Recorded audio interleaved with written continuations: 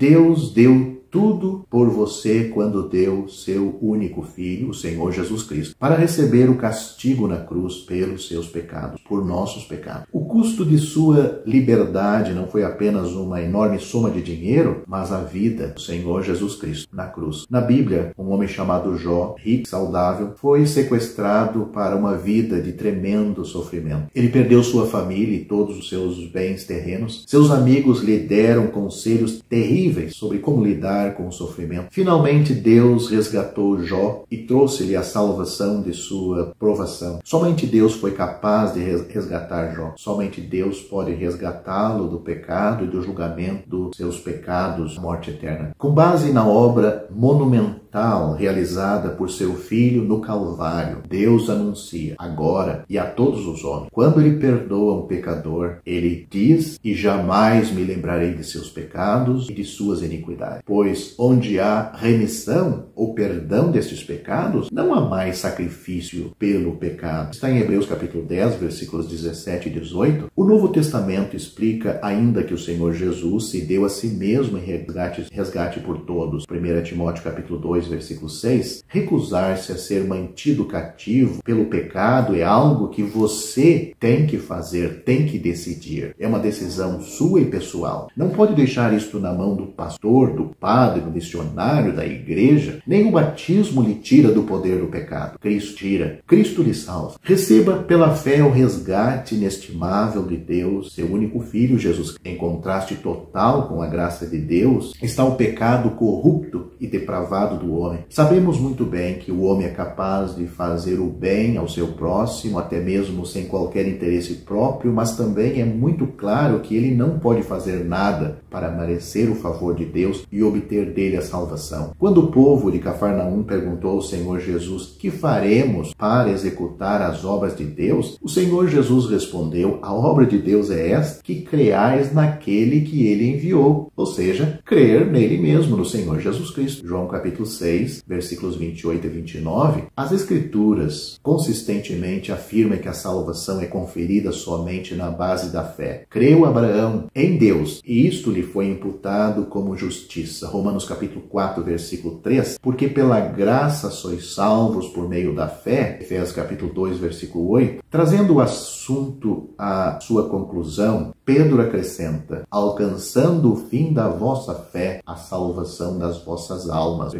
Pedro capítulo 1, versículo 9. Nem o arrependimento, nem as orações, nem o desejo humano pode efetuá-la. Somente a fé em Cristo salva. E o objetivo da fé salvadora é que Deus enviou seu Filho para ser o Salvador, do 1 João capítulo 4, versículo 14. O meio escolhido por Deus para providenciar a salvação foi ilustrada e profetizada durante séculos antes da vinda do Senhor Jesus, provando que esse plano não foi de modo algum um plano posterior de Deus ou um plano de emergência forçado pelas circunstâncias. As revelações cumulativas de que uma morte seria necessária para satisfazer todas as santas exigências de Deus e que ao mesmo tempo manifestaria o seu maravilhoso amor, foram concretizadas na dádiva de Deus de seu Filho. A Bíblia diz: Deus enviou seu Filho ao mundo para ser Salvador. João capítulo 3, versículo 17. O significado verdadeiro das figuras e profecias é que a morte necessária para a salvação seria a morte do próprio Filho de Deus. Ele é designado o Cordeiro que foi morto desde a fundação do mundo. Apocalipse capítulo 13, versículo 8. A morte do Senhor Jesus em prol de todos é o meio maravilhoso de Deus de garantir a salvação dos muitos que creem. Porque pela graça sois salvos por meio da fé. Isto não vem de vós, é dom de Deus, não vem das obras, para que ninguém se glorie. Efésios capítulo 2, versículos 8 e 9.